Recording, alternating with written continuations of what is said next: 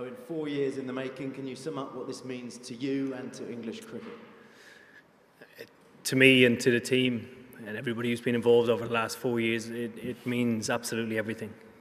In the planning, the hard work, the dedication, the commitment, and the little bit of luck today really did get us over the line. It's been an absolutely incredible journey. To everybody around the country and around the world who has followed us and supported us, thank you so much. It's been phenomenal. Right from the very beginning of the tournament, all the way through, regardless of our performance, people believed because we believed. And I'm very thankful for that, and everybody is as well. What do you think, what do you hope that game will have done for the legacy in terms of English cricket in this country, participation? I certainly hope participation levels go up or continue to rise. I think the nature in which the game was played today was absolutely outstanding. I commend the Black Caps and Kane. They've been absolutely incredible, hugely admirable team. The spirit, the way they play, the fight they show, and the fact that they've done it for an extremely long time. We're only newcomers to this, and we want to be as consistent as them come the next World Cup with aspirations like that. But to get over the line reaffirms everything that we've done over the last 4 years and justifies it as well. Do you feel quite emotional? I did earlier, yes. I did. I still can't quite believe, that's why I'm carrying it around as much as I can. I can't quite believe that we've got over the line. It's been an extraordinary day. You guys watching, like, the most incredible game of cricket with nothing between the sides. So, you know, sport sometimes is very, very fine margins. I think it was the finest of margins today, and it could have gone either way, but I'm thankful it went ours. And word on Ben Stokes, it's been a tough couple of years for him. Was he your hero today, and how glad were you to see him come through that? To come through it is extraordinary. It's almost superhuman. He's really carried the team and our batting lineup. I know Joss and his partnership was extraordinary, but to bat with the lower order the way he did, I thought was incredible. The atmosphere, the emotion that was going through the whole game, he managed to deal with that in an extremely experienced manner. And obviously, everybody watching at home will hopefully try and be the next Ben Stokes.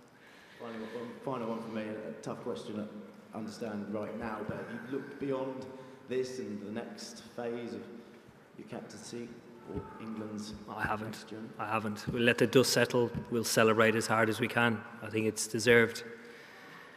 And then we'll look at things. 4 years is a long time away. And I think, you know, there's a big question I'll have to answer. Will I be in the team in 4 years? Will I be good enough? These guys are improving very quickly. Will I be able to keep up with them? We'll go Will and Mel.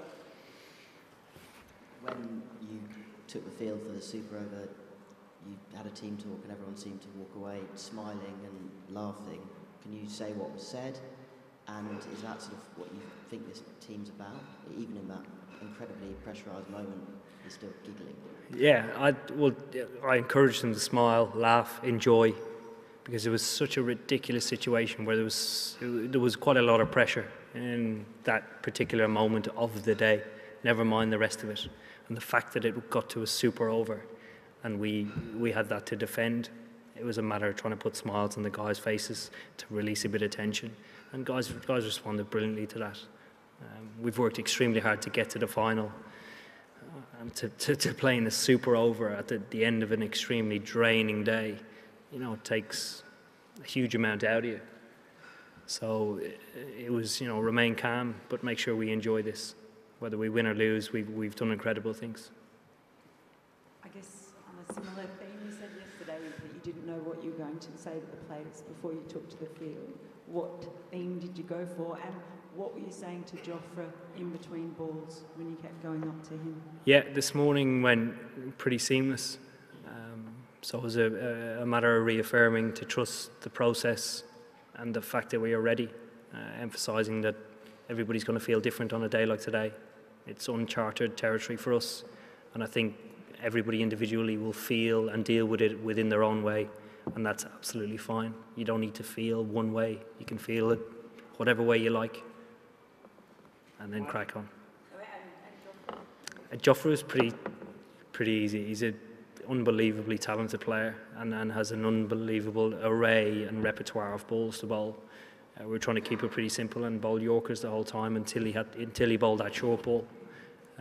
So it's just reaffirming what he was trying to do the whole time and that he was doing a great job. Going back to what we were saying earlier on about the legacy from this game, there would have been millions of people watching the game on terrestrial TV this afternoon. Do you hope that that's the dramatic nature of the game will help reconnect, if you like, a lot of people in the country with the game of cricket?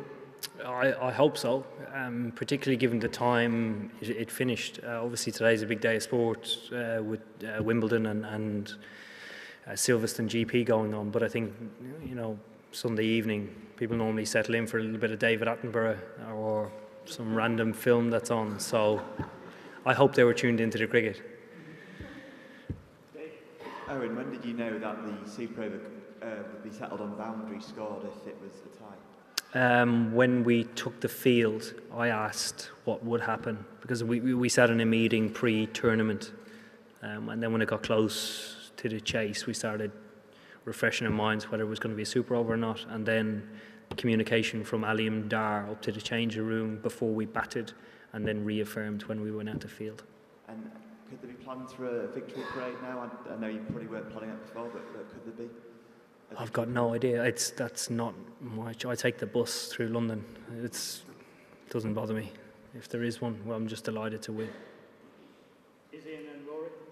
When those runs over throws came off Ben Stokes' bat, and it looked as though that might have been the winning moment, the camera panned to your face, and there obviously were a lot of conflicting emotions. Can you explain what you were thinking at that moment?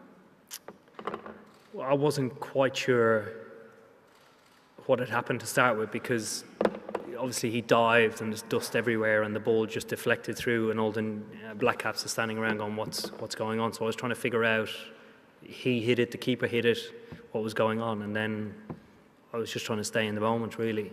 I wasn't celebrating. It's not something that you celebrate or cheer. Well, I don't, because that could be us on the other side of it.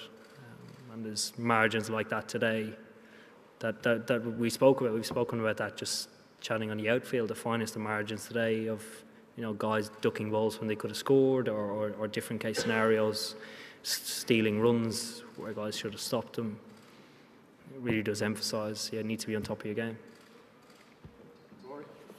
Eoin, can you talk us through how calm or not calm you were in that last half hour, say, when the chaos was unfolding, and in particular as a captain, I guess your most important choice in the end was who to send out as batsman and to give the last over to in the Super Over, just the clarity of those decisions around. Yeah, probably the last 10 minutes of it were worse than the 20 minutes leading in. Getting that tight and losing a game like that is sometimes the worst. But I think the clarity in the decisions came down to could Ben continue to bat? Did he have the energy to do it? And then the matter of taking into account what end they might choose to bowl from, doing a right and left hand combination, and who was best for that. Are you content that you might be up there now with Bobby Moore and Martin Johnson on the Mount Rushmore? Not at all. There's no Mount Rushmore. Primrose Hill, that's about it. Back in the room, yeah. Eoin, you spoke about the finest of margins and the finest of margins, and Kane Williamson also spoke about the uncontrollables, and he was asked about luck. Had it played a role? Do you think the luck of an Irishman got England over the line? We had Allah with us as well. I spoke to Adil. He said Allah was definitely with us. And I said we had the rub of the green.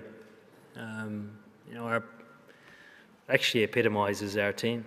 It's quite diverse backgrounds and cultures, and guys grow up in different countries and are at the stage of where they're at in their career. To actually find humour in the situation that we were in at the time was pretty cool.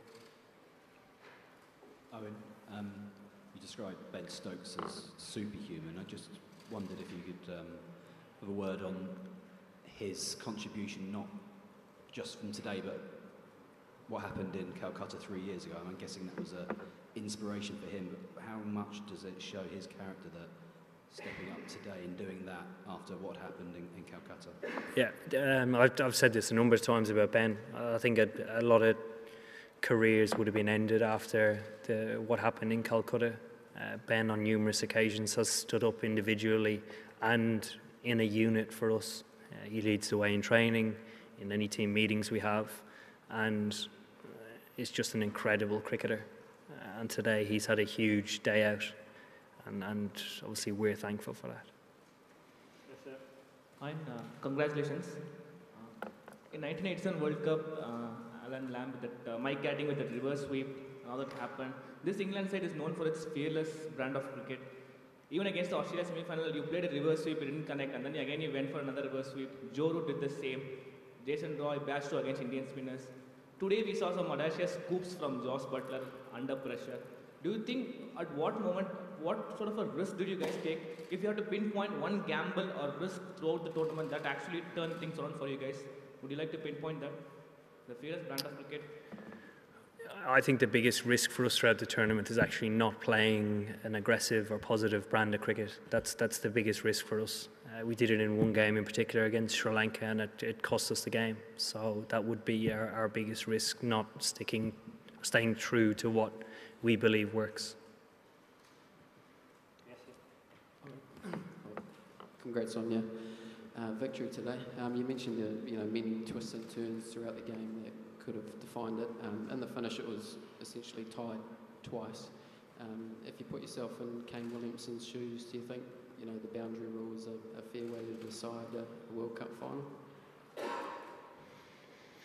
If you could give me an alternative, I'd be able to compare the both, but I can't think of an alternative at the moment.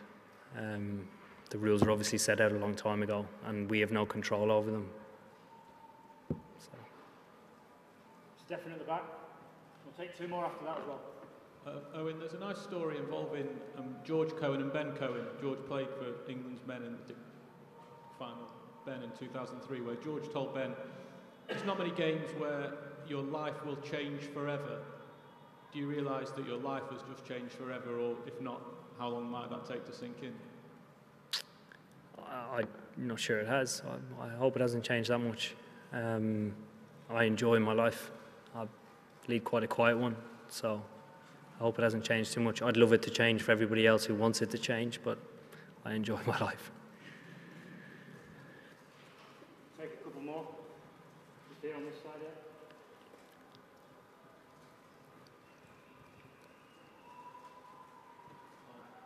Is it possible to feel empathy for the losers in this moment? Absolutely, definitely. I think they've been incredible throughout the tournament. I said it before the game in the press conference. They've been actually through a better tournament than we have. The fact the trophy's sitting here, is we, like I mentioned, we got the rub of the green today. New Zealand throughout the group stages were absolutely outstanding, very consistent, and in the semi-final were very ruthless in playing against India. India are an extremely strong team, and I think the most admirable thing is the way that they play their cricket. They consistently perform and compete against the very best, and at different stages throughout the year they are the best, and they do it in a fashion that you'd have no qualms in turning around to your kid and saying, please idolise these guys. They are very admirable. They are. Last question, Scott. Owen, I know your head's very much in this moment and how amazing today was, but obviously it's a big summer for English cricket and there's an Ashes series coming up. The guys who played both formats, how much can today spur them on and